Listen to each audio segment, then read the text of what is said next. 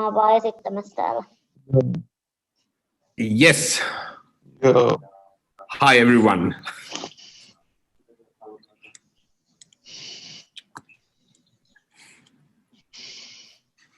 Okay, so Anni, are you ready to begin? Yeah, let me just start the screen sharing. Great. Let me know when it shows.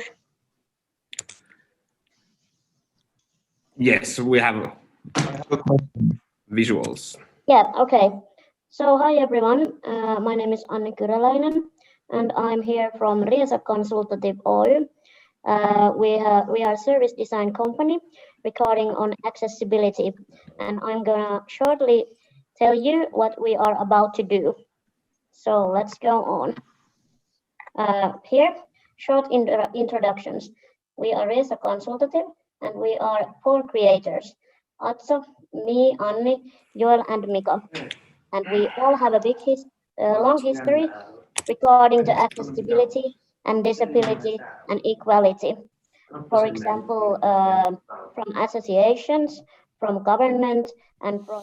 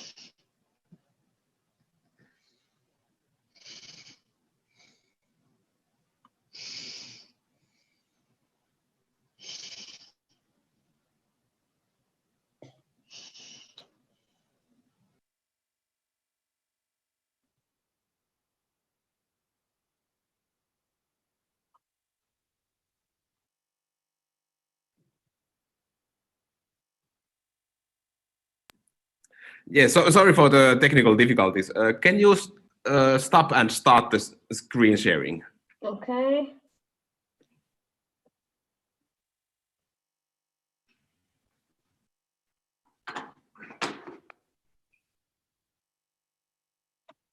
So let me start again.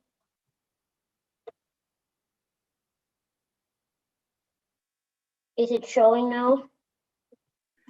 Yes, it's showing now. Thank you. I'm sorry for the difficulties. Yeah, no problems. Yeah, so I was telling about our company, and to sum up, we are a service design company with a purpose to advance accessibility and equality in all environments. Our goal is to bring up the hidden potential of disabled people and to make the world's biggest minority a visible part of society. For us, the accessibility is the foundation of everything. To go on and addressing the problem that we are co-oping with. 7% of Finns have some level of disability. That means over 200,000 people. For example, in Espoo, there lives 200,000 and 270,000 people. And this company started from me and Atso's frustration point. Why aren't disabled people treated like everyone else in all the services and in all the society? So we decided that there needs to be a change in the society, and we invited Joel and Mika to join us in the guest. And in December 2018, Riesa was born. So what does our name mean in English? This word Riesa can be translated in the pain in the ass, because accessibility can be seen as a pain in the ass if you don't know what you are doing. So we are here to make accessibility great again for the first time. Riesa is a service design company, and our purpose is to advance accessibility. There are 3 ways that we advance accessibility. Accessibility in built environment, and we do accessibility trainings. I'm gonna tell you more about those later. And then accessibility consulting. Let's see what we exactly do. Accessibility in built environment. Accessibility is often perceived as costly and very hard to achieve, but in fact, costs relating to accessibility are significantly smaller when taken into consideration in the designing phase. These pictures are from new buildings. This is the main library of Helsinki, Oodi, and this other one is Aalto University. But there are a lot of real estate that has been built non-accessible. So we are here to provide simple and affordable solutions to improve accessibility. Here is case Aalto Yliopisto, Aalto University Student Union. They own a lot of real estate, and most of it was built back when there was no regulations to build new buildings accessible. Buildings were seemingly non-accessible, but then we found new solutions to improve accessibility in all the buildings. For example, the second picture here. And our idea is that accessibility doesn't always have to cost a lot, even in environments that were built to be inaccessible. And we also train accessible encounters. There are Dutch conductors in the picture. Lack of accessibility in built environments can be mended by adapted services. We train staff and other people in organizations to take these things into account. And also, IT companies do a great job at making the world more accessible. We are willing to work together with those companies to make the world more accessible. And for our products, we do our trainings. Our accessibility trainings provide necessary tools to observe and improve the activities of service providers from the equality and accessibility point of view. Many shortcomings in physical accessibility can be solved in a cost-effective way through service design methods we use. Our training are always specifically tailored to the customer's needs and industry. And also, what we also do, did you know that almost 80% of disabled people in Finland are unemployed? So we help the organizations to hire disabled people. We help them to make the accessible, to work environment accessible, and we also train the staff to recruit accessibility. And those unemployed disabled people, 60% of them have received upper secondary or higher education. So how is this possible that 80% of those people are unemployed? According to the study, preconceptions towards the capabilities of disabled job applicants is one of the reasons why the unemployment rate number is so high. In either IT field, there is a talent shortage, and disabled job seekers are almost intact talent pool. Our accessibility training is a useful tool for companies who seek to hire also disabled workforce. And after all, we are also a consultant firm. We do complete accessibility solutions. And here, for example, we went to see the Junior European Judo Championships in Vantaa. First, we went to map out Energia Arena's accessibility. And then, based on our visit, we will make the accessibility report and create instructions for the event organizer on how to make the event accessible. Then we will train the staff for accessible encounters. We help organizers with their questions regarding accessibility. And then our solutions are also transferable to other service environments. And let me tell more about our cases.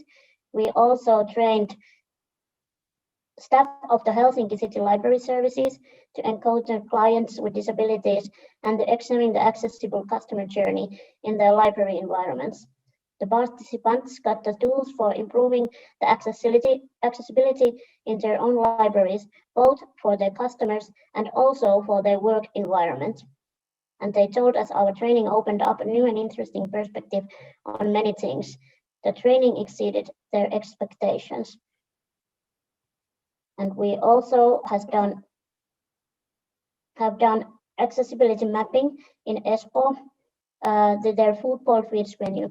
The mapping clarified the current level of accessibility and proposed changes to improve accessibility. And we created a guideline for their team to take disabled people into consideration in all phases of their events customer journey. And then we trained the customer service staff to encounter clients with reduced mobility. Then we have also worked, for example, Elo, a big work pensionment company in Finland, and we mapped their new headcounters and make proposed changes to improve accessibility in their work and customer service environment. So that is basically what we do. We also do other kind of consulting according to accessibility. And was there supposed to be some kind of conversation about this team now after the presentation?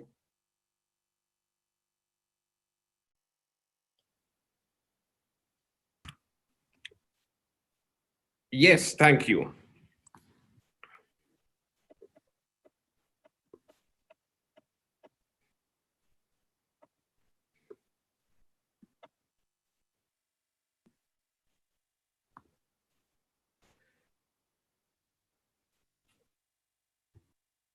So how does this conversation work? Yes, thank you, Anni. Yeah. Can you stop the screen share? Yeah, of course. Just Yes. a second. Yeah, now I think it stopped. Yes, thank you. What I was thinking from your presentation is, what kind of attitudes have you confronted in your work when you have been dealing with people in the deciding ladder? I think now they are realizing that how much there are people who really need these services. And of course, because the popularity is aging, this is also going to regard more people by year. And now they are realizing that this can really bring something new to their business. And for example, in Finland, now government has big plans to improve the employment rate of people with disabilities. So that is also a big issue now in the field. Yes, and I think it's an amazing work that you are doing, and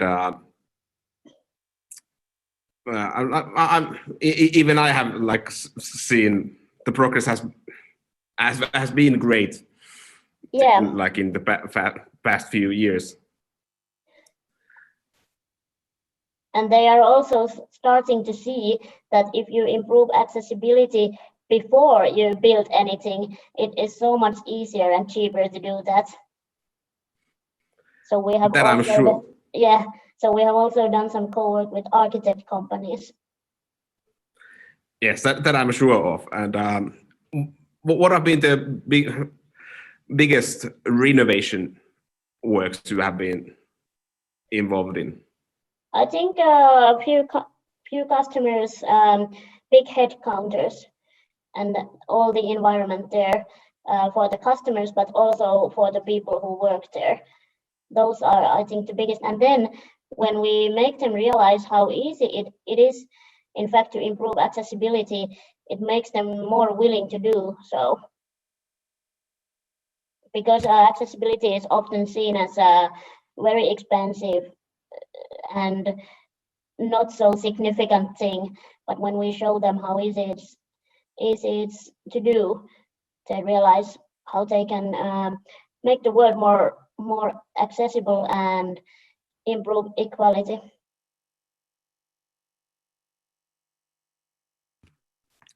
Yes, and what do you think about the importance of having people giving the perspective, like instead of just like looking from a spec sheet Yeah. of what has to be done? Well, I think the importance is quite big because all these things are like fundamental rights. All people in all societies should have rights to go everywhere the others go, work where they want, and we also signed this United Nations Disability Act, which regards all kind of changes to make in society. Yeah, so it's not just following a trend, but being making rights happen. Yeah, and we are talking about world's biggest minority. There are like 1 billion people with disabilities in the world. Same What amount would you as wish? yeah, same.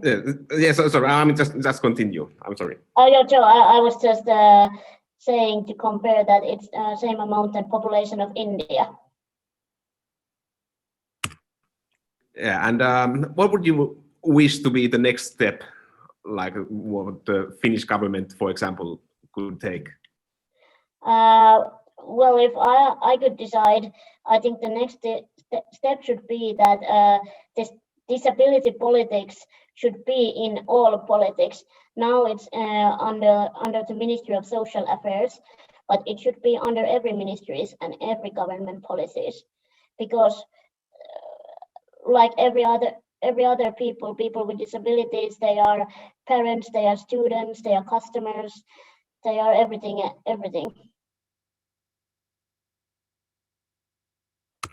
I agree. And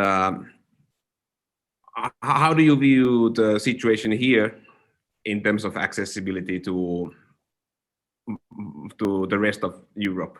Is there are there places to look up to? Well, there are a few places. I think in Germany, for example, the regulations regarding accessibility are more better, because here you don't get any fine, for example, if you build something that is not accessible and stuff like that.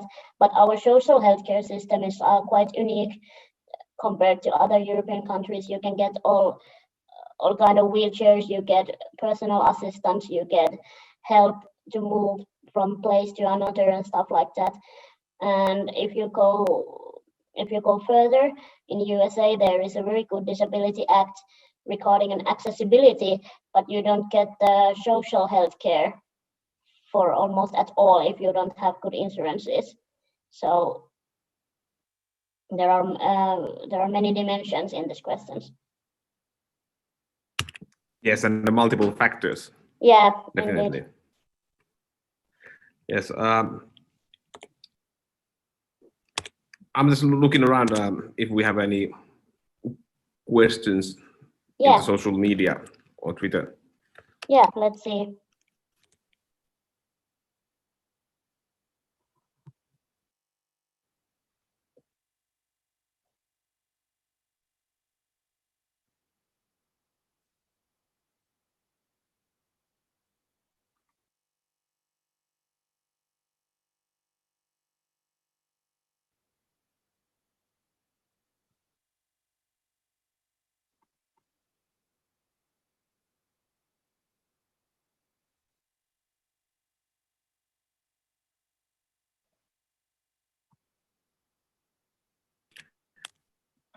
And also, like, let me just put it out there. Like, feel free to ask us. We are online.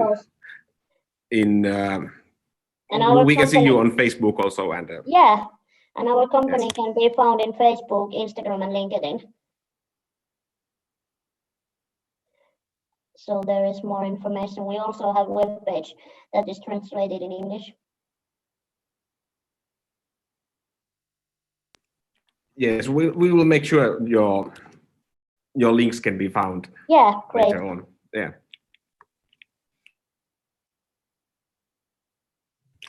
What is going to be happening next with Riesa? Next after this, we have our weekly meeting, and then we have some stuff to decide. For example, some renovations to our web page.